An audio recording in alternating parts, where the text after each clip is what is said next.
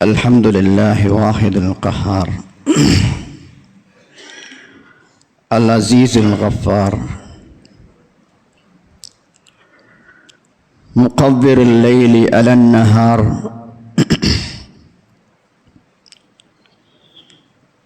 تذكرة لأولي القلوب والأبصار وتبصرة لذوي الألباب والاعتبار. أحمده أبلى حمد وأزكاه وأشمله وأنماه. أشهد أن لا إله إلا الله البر الكريم، وأشهد أن محمدًا عبده ورسوله وعلى آله وأصحابه والسائر الصالحين. أما بعد،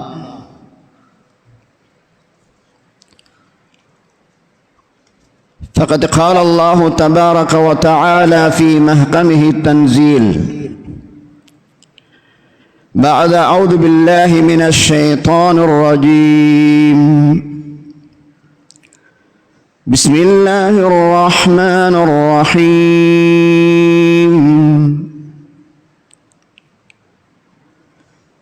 لله ملك السماوات والأرض يخلق ما يشاء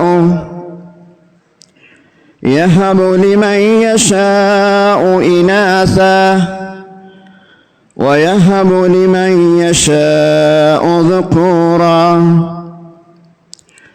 ويزوجهم ذكرانا وإناثا ويجعل من يشاء أقيما إنه عليم قدير.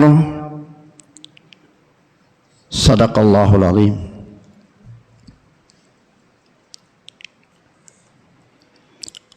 சர்வ புகழும் புகழ்ச்சியும்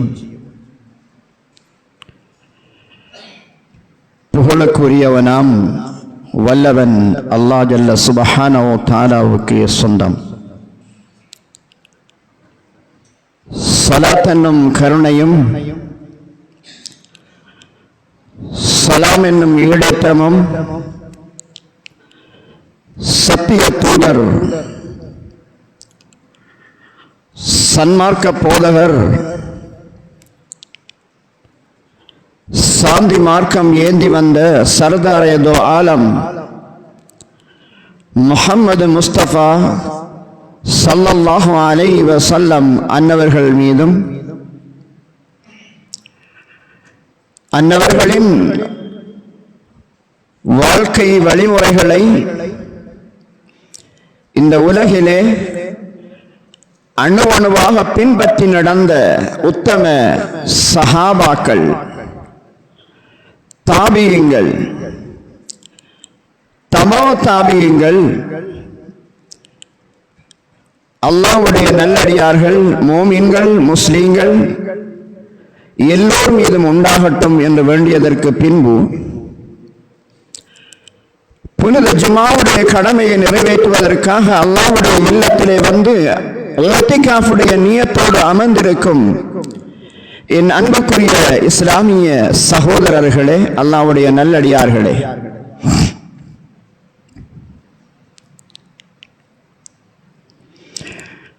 அல்லாஹ்வுடைய அன்பும் அருளும் இந்த உலகிலே வாழ்ந்து மரணிக்கும் வரைக்கும் எங்கள் மீது உண்டாக அல்லாஹ் அருள் பாலிப்பானாக.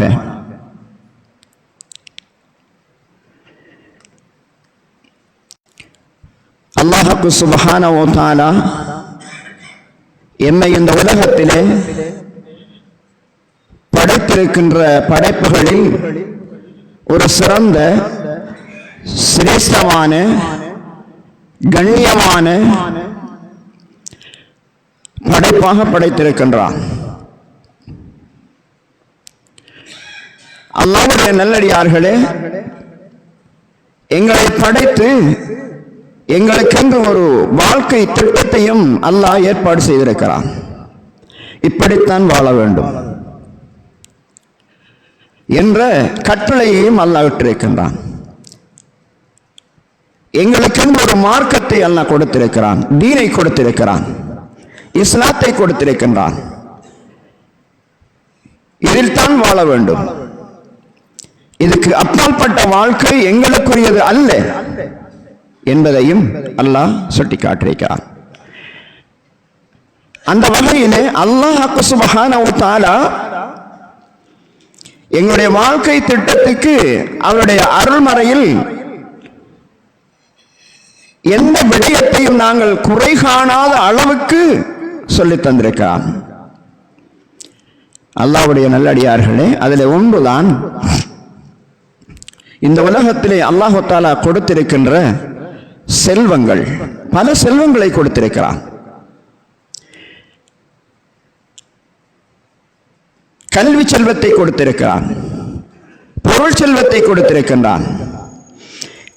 பல செல்வங்கள் கொடுக்கப்பட்டிருக்கின்றது. அந்த செல்வத்தில் எல்லாம் ஒரு சிறந்த செல்வத்தில் ஒன்றுதான் குழந்தை செல்வம் என்பது, பிள்ளை செல்வம் என்பது. இன்று எத்தனையோ பேர்களை பார்க்கின்றோம், திருமணம் முடித்து பல வருடங்கள் எனக்கும் ஒரு குழந்தை கிடைக்காதா, நானும் அந்த குழந்தை மற்றவர்களை போன்று அள்ளி அணைத்து நெஞ்சோடு அணைத்து முத்தமிட்டு அந்த மழலை செல்வங்களோடு நானும் விளையாட வேண்டும் என்று அங்கலாய் தவிக்கின்ற எத்தனையோ பேர்களை பார்க்கின்றோம். பல லட்சக்கணக்கான ரூபாக்களை செலவழிக்கின்றார்கள். எதற்காக? ஒரு குழந்தை பாக்கியத்துக்காக. நாம் குர்ஆனை நம்பிய மக்கள் அல்லாஹ்விடத்தில் துஆ செய்யலாம், பிரார்த்திக்கலாம். எத்தனையோ நபிமார்களுடைய வரலாற்றை நாங்கள் பார்க்கிறோம். குழந்தை பாக்கியத்துக்காக பிரார்த்தித்த வரலாறை பார்க்கிறோம். ஆனால் ஈமானை இழந்துவிடக் கூடாது. ஈமானை இழந்து நாம் மரணிக்கும் போது ஈமான் அற்றவர்களாக அல்லாஹ்வை சந்திக்கின்ற அவல நிலைக்கு ஆளாகிவிடக் கூடாது. ஏனென்றால் குர்ஆனை நம்பிய மக்கள் நாம். ஏதாவது எங்களுக்கு ஒரு பிரச்சனை வருகிறது என்றால் இதிலே மார்க்கத்திலே ஏதும் தீர்ப்பு இருக்கிறதா, மார்க்கம் ஏதும் சொல்லி இருக்கிறதா, குர்ஆன் சொல்லி இருக்கிறதா, இறுதியாக வந்த நபிகளார் ஸல்லல்லாஹு அலைஹி வஸல்லம் அவர்கள் வழிகாட்டி இருக்கிறார்களா, நாங்கள் பார்க்க வேண்டும். அதை நாங்கள் செய்ய வேண்டும். முதற்கண் மருத்துவம் செய்யக்கூடாது என்பது அர்த்தம் அல்ல, தாராளமாக செய்யலாம். ஆனால் இன்று மருத்துவத்துக்கு அப்பாற்பட்ட நிலைமைக்கு எம் சமூகம் போய்கொண்டிருக்கிறார்கள்.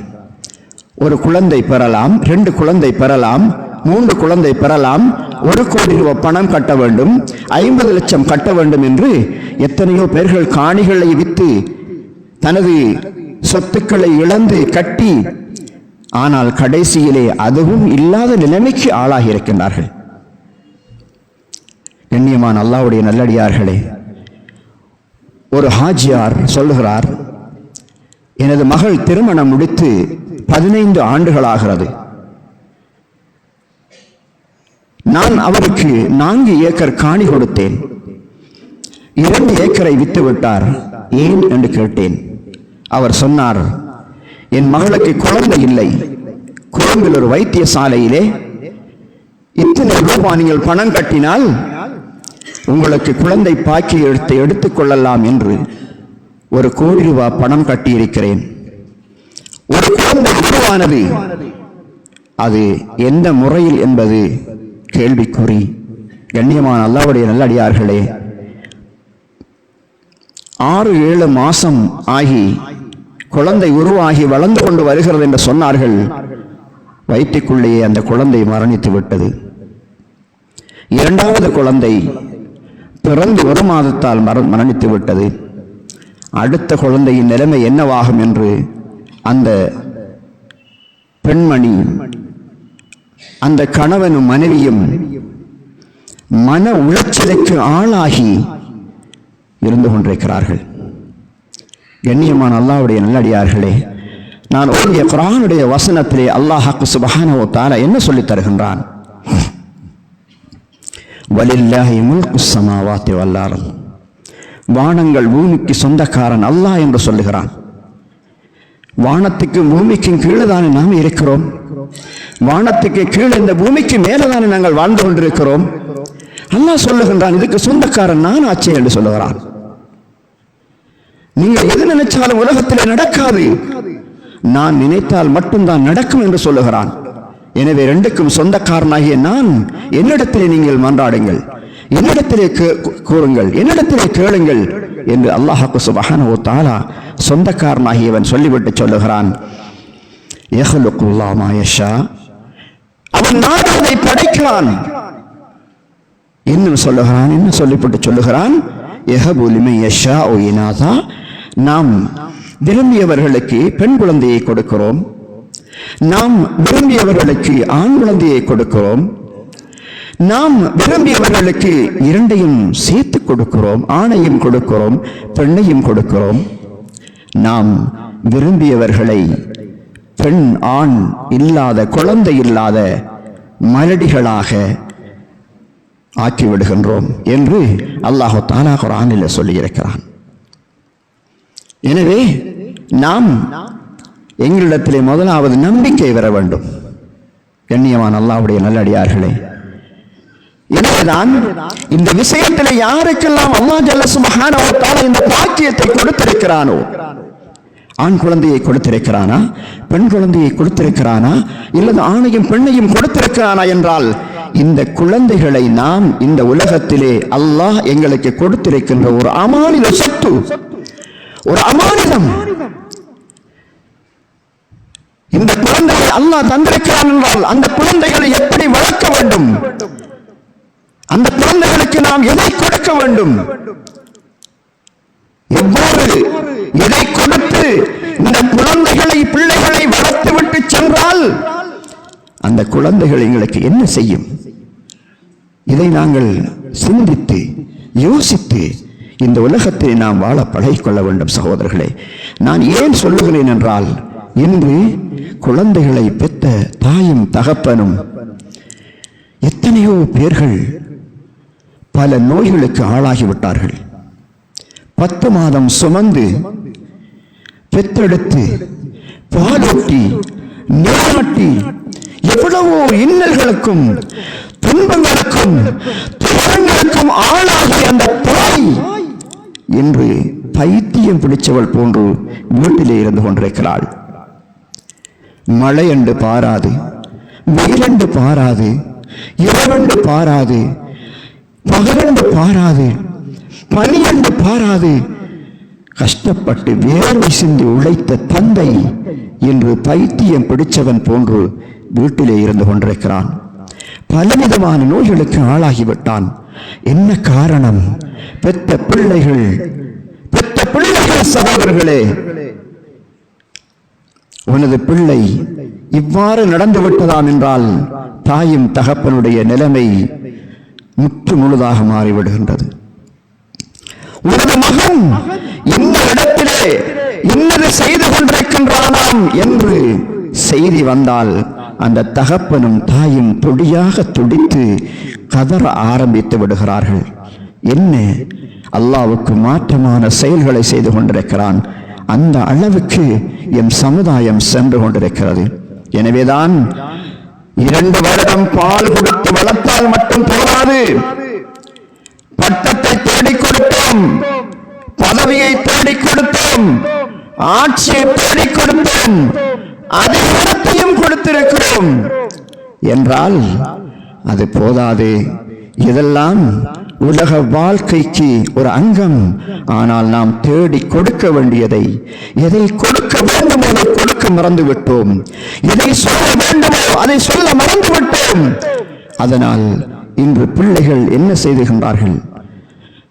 அவர்களுக்கு எல்லாம் இருக்கின்றது, எல்லாம் இருக்கின்றது சகோதரர்களே. ஆனால் தாயோடு எப்படி பழக வேண்டும், தந்தையோடு எப்படி பழக வேண்டும், உற்றார் உறவினர்களோடு எப்படி பழக வேண்டும் தெரியாது. எனவே நாம் இந்த விஷயத்தில் மிக கவனமாக இருக்க வேண்டும், மிச்சம் கவனமாக இருக்க வேண்டும். கண்ணியமான அல்லாஹ்வுடைய நல்லடியார்களே, ஒரு குழந்தை பிறந்து விட்டால் இஸ்லாம் என்ன சொல்லுகின்றது? முதலாவது நீங்கள் செய்ய வேண்டும் வலது காலிலே அல்லாஹ் அக்பர் அதான் சொல்லுங்கள். முதலாவது அல்லாஹ்வை பற்றி அந்த பிள்ளைய காதிலே ஊதுங்கள், வலது காதிலே அதான் சொல்லி ஊதுங்கள், இடது காதிலே இகாமத்தை சொல்லி ஊதுங்கள். அடுத்ததாக அந்த பிள்ளைக்கு 7வது தினம் வந்து விட்டது என்று சொன்னால் அந்த பிள்ளைக்கு அழகான பேரை சூட்டுங்கள், அழகான பேர் சூட்டுங்கள். இன்று எத்தனையோ பேர்கள் பேர் வைத்திருக்கின்றார்கள். அந்த பெயர்களை பெயர் வைத்தவருக்கு சொல்லுவதற்கு கஷ்டமாக இருக்கின்றது. அப்படிப்பட்ட ஒரு பேர் வைக்க வேண்டுமா? என்ன கூட பிள்ளையோட பேரண்டா கொஞ்சம் பொறுங்க, வைஃப்கிட்ட கொஞ்சம் கேட்டு சொல்றேன். இல்ல பக்கத்தில் நிற்கிற அவர் குடும்பத்துக்கிட்ட என்ன பேர், பிள்ளையோட பேரு சொல்ல தெரியுதில்லை, சொல்ல வாக்கி வருவதில்லை. கண்ணியமான சகோதரர்களே, அப்துல் ரஹ்மான், அப்துல்லா, முஹம்மது, இப்ராஹிம், இஸ்மாயில் இப்படியான பெயர்களை வைக்க போனால் என்ன சொல்லுகிறார்கள்? இதெல்லாம் ஒரு பேரா?